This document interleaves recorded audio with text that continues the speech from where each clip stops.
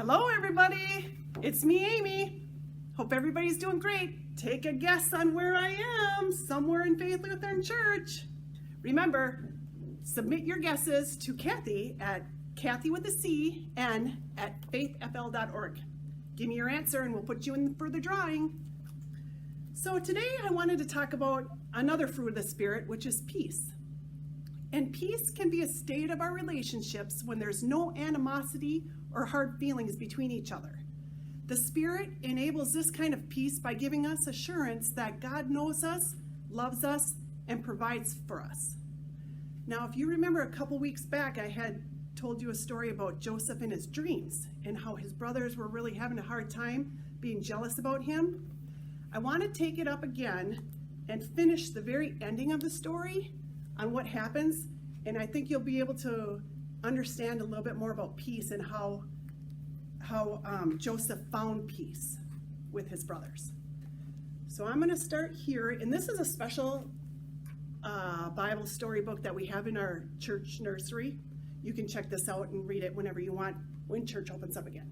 This is a basic Bible story for children, and this is going to continue on the story of Joseph.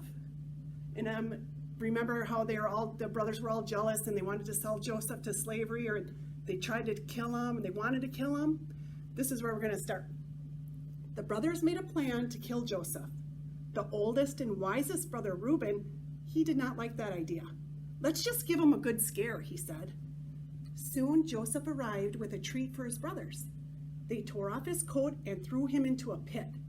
Just then a caravan of traders rode by. Joseph's mean brothers sold Joseph as a slave to the traders.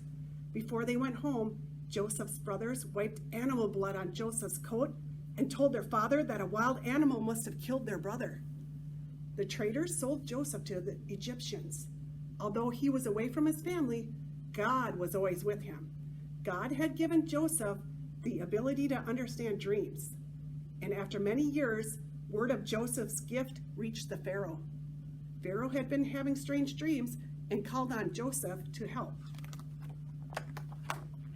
These dreams tell the future of Egypt, Joseph said. You will have 7 good years, but 7 bad years will follow. The ground will dry up and your people will starve. What can I do? Pharaoh sighed.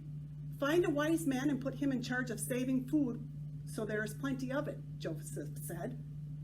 Pharaoh liked Joseph's plan. He asked Joseph to be in charge of it. When the time of hunger came, Joseph's plan worked, and nobody in Egypt went hungry. The people in other lands were not so lucky. In Canaan, Jacob and his sons ran out of food. Joseph's brothers traveled to Egypt to buy food from Pharaoh. They were taken to Joseph, but they did not recognize him. Joseph knew his brothers, but he waited. Joseph's brothers bowed down and pleaded for food. Joseph agreed to give them some. He even invited his brothers to his home for lunch. For lunch, Joseph made his brothers' favorite foods, just as he had done on the day he last saw them. It is I, your brother Joseph, he said. God has brought you here to me. I love you and I forgive you. Joseph's brothers were amazed. Joseph invited them and the rest of the family to live with him in Egypt. The grateful brothers returned to Canaan, gathered their families, and went back to Egypt to be with Joseph. Joseph and Jacob were finally together again. So with this story, you can kind of get a good feeling that when you forgive, you find peace within yourself too. So peace is a lot of different components together. So just remember that the Spirit can enable this kind of peace and give us assurance that God is with us. I hope everybody's healthy and having a good summer so far. Stay well, and like Kathy says, wash your hands.